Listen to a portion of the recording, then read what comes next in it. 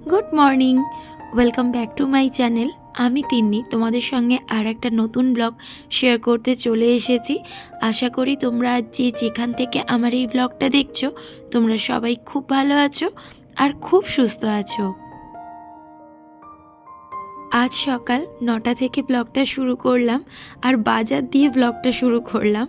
আশা করব ব্লগটা তোমাদের ভীষণ ভালো লাগবে। আজ সকালে উঠেই চলে গেছিলাম বাজারে। বাজার থেকে বেশ কিছু জিনিসপত্র কেনবার ছিল, সেগুলো সমস্ত কিছু নিয়ে আর সোজা বাড়ি চলে এসেছি। আর বাজার থেকে না আজকে টিফিনটা কিনেও নিয়ে এসেছি।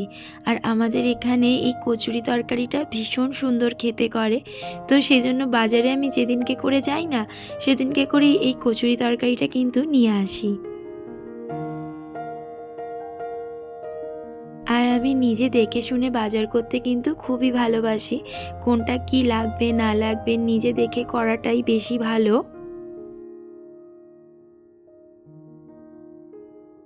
আজ আমি টিচার্স ডের ব্লগটা দিচ্ছি, আর কয়েকদিন ধরে দেওয়া হচ্ছিল না।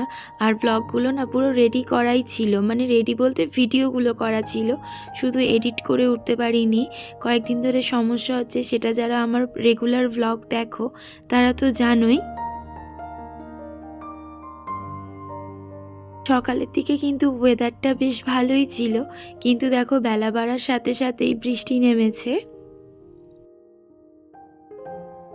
আর আমার কাছে যেসব বাচ্চাগুলো পড়ে আজকে তাদের জন্যই কিছু রান্নাবান্না করছি, যেহেতু টিচার্স ডে ওরা পালন করবে। আর বাচ্চারা তো চিলি চিকেন খেতে ভীষণ ভালোই বাসে, সেই জন্য ভাবলাম আজকের একটু চিলি চিকেন আর ওদের জন্য ফ্রাইড রাইস করব।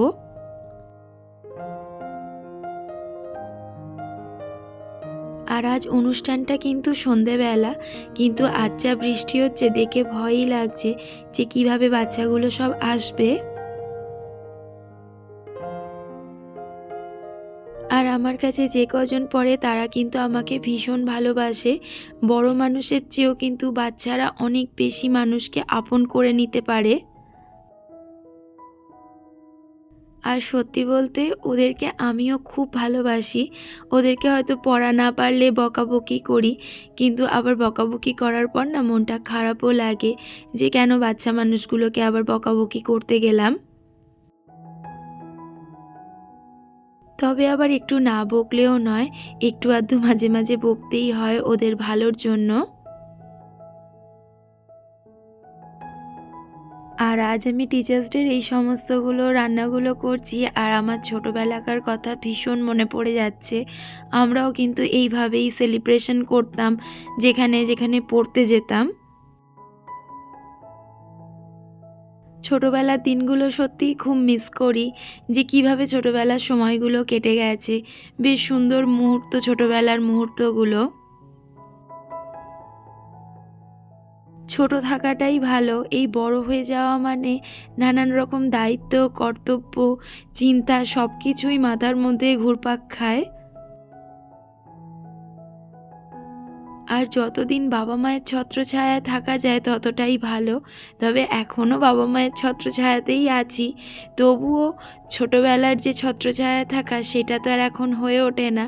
তবে ওই সময়গুলো সত্যিই খুব সুন্দর সময় কেটেছে। বাবা মা যতটা বোঝে ততটা পৃথিবীতে আর কেউ সেইভাবে বুঝবেই না। এটা আমি পুরো মানে সবসময় ফিল করতে পারি, এখনও ফিল করতে পারি। মানে আমার কোনো কিছু সমস্যা হলে মা বাবা যতটা ছুটে আসে, সেই ছুটে আসাটা কিন্তু অন্য কারোর কাছ থেকে আশা করাটা ভীষণভাবে ভুল। আমরা ছোটোবেলায় এই দিনটা ভীষণ মজা করতাম। সকালে একটা স্যারের কাছে সেলিব্রেশন, বিকেলে একটা স্যারের কাছে সেলিব্রেশন, তার পরের দিনও কোনো যদি স্যার ম্যাডামের পড়া থাকতো সেই দিন সেলিব্রেশন। আবার এক এক সময় যেন আগের দিনও সেলিব্রেশন করতাম যদি কোনো ম্যামের কাছে বা স্যারের কাছে পড়া থাকতো। আর স্কুলে তো প্রচুর মজা করতাম, স্কুল সাজাতাম। এমনকি আমরা আগের দিন স্কুলের যে আমাদের যে রুম, সেই রুমটাকে আমরা পরিষ্কার করতাম, পরিষ্কার করে নানান রকম জিনিসপত্র দিয়ে সাজানো। সত্যি একটা আলাদা সময় কেটেছে। ওই টাইমগুলো আমরা জীবনের সেরা মুহূর্ত কাটিয়ে এসেছি। আর ছোটোবেলাটা সত্যিই জীবনের একটা সেরা মুহূর্ত কাটানো। বড় হওয়ার সাথে সাথে কোথায় যেসব জিনিসগুলো হারিয়ে গেল সেগুলো আর খুঁজেও পাওয়া যায় না। তবে কলেজ ইউনিভার্সিটি যখন করেছি তখনও কিন্তু বেশ মজা করেই এই সমস্ত টিচার্স ডে পালন করা বা বন্ধুদের সঙ্গে নানান রকম প্ল্যানিং করা, এগুলো সব কিছুই করেছি। তবে বিয়ের পর না এই সমস্ত কিছু পরিবর্তন হয়ে যায়। বিশেষ করে একটা মেয়ের জীবনই কিন্তু বেশি পরিবর্তন হয়। আগের যে সমস্ত জিনিসগুলো আমরা করতাম সেগুলো কিন্তু এখন আর কোনোভাবেই করাটা পসিবল নয়। তবে ইচ্ছা থাকলেও আর উপায় থাকে না। কিন্তু এই স্টুডেন্টদের জন্য কিন্তু সেই ছোটোবেলাকার ফিলগুলো এখনও করতে পারি, বা ওদের সঙ্গে যখন যে সময়গুলো কাটাই না, মানে পড়ানোর সময়টা, তখন কিন্তু বেশ সুন্দরভাবেই কেটে যায়। আর আমার সমস্ত রান্নাবান্নাও হয়ে গেছে। এবার এই সমস্ত মোছামুছিগুলো করে নিই, কেন রান্নাঘরটা একটু নোংরাই হয়েছে। আর সমস্ত কিছু গুছিয়ে করে রাখলাম যাতে আমার বিকেলে কোনো অসুবিধা না হয়। আর ওদের জন্য আরও অনেক কিছু জিনিসপত্র নিয়ে এসেছি, সেগুলোও রেডি করে নেব। আর আমি তো এই ঘরটাতেই পড়াই, সেজন্য এই ঘরটা আজকের একটু সুন্দর করে গুছিয়ে দিচ্ছি। অন্য একটা চাদর পাতা ছিল আর এই চাদরটা পেতে দিচ্ছি, কেন ওরা তো সবাই বাচ্চা মানুষ, একটু ডিপ কালারের চাদরটাই পেতে দিলাম। আর আজ ছর্দিও বাড়িতে আছে, ছর্দিও আমাকে এটা ওটা করে হেল্প করে দিচ্ছে যাতে আমার কোনো অসুবিধা না হয়। না হলে একা হাতে এত কিছু কাজ না করতে খুব কষ্টই হয়। আর আমার তো মা কাছাকাছি থাকে না, অনেকটা দূর, সেই জন্য মা এসেও কোনোভাবে একটু হেল্পও করে দিতে পারে না। অনেকেও বলে বাপের বাড়ি দূরে হওয়াই ভালো, তবে আমার মনে হয় বাপের বাড়ি কাছাকাছি হওয়াই ভালো, তাহলে সব দিক দিয়েই কিন্তু সুবিধাই হয়। আমার যেহেতু অনেকটা দূরে বাপের বাড়ি না, আমি এই ব্যাপারগুলো বুঝতে পারি যে কাছাকাছি বাপের বাড়ি হলে কতটা ফেসিলিটি পাওয়া যায়। দূরে হলে কী সমস্যা, সেটা আমার মতো যাদের দূরে বিয়ে হয়েছে তারাই একমাত্র ভালো বলতে পারবে।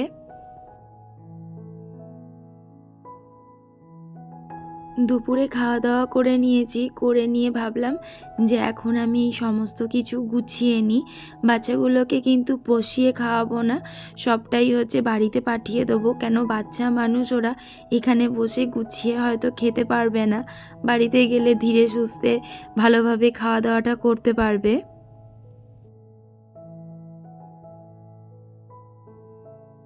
আর বাচ্চাগুলো কিন্তু সব চলেও এসেছে, এসে আর যে ঘরে ওরা পড়তে বসে সেই ঘরটা সাজাচ্ছে। আর আমাকে তো কোনোভাবেই এখন ঘরে ঢুকতে দেবে না। আর ছোটদিকেও ডেকে নিলাম, ছোটদিকেও বললাম যে একটু প্যাকিংগুলো করে দাও, কেন অনেকগুলো প্যাক করতে হবে, সেজন্য ছোটদিও হচ্ছে প্যাকিংয়ের কাজে হাত লাগাবে এবার। আর আমার ব্লগগুলো কেমন লাগছে আমাকে অবশ্যই কমেন্ট করে জানিও। আর যদি ভালো লেগে থাকে একটা লাইক করো, তোমাদের একটা লাইক আমার পরবর্তী ব্লগ বানাতে অনেক বেশি মোটিভেট করে।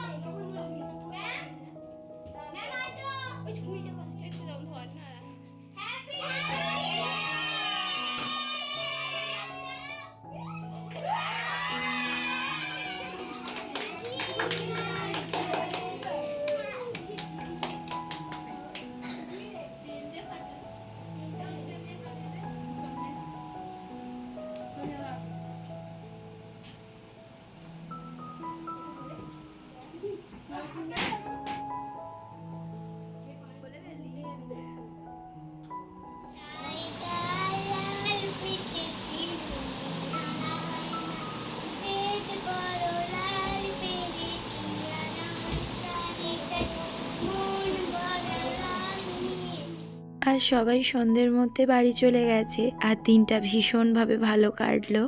আর দেখতেই পেলে ওরা কিভাবে সেলিব্রেশন করেছে। আর যারা চ্যানেলে নতুন তাদের সবাইকে বলবো চ্যানেলটা সাবস্ক্রাইব করে চ্যানেলের পাশে থাকার জন্য। আজ এইটুকু, কাল আর একটা নতুন ব্লগ নিয়ে হাজির হয়ে যাব। সবাইকে গুড নাইট, সবাইকে টাটা।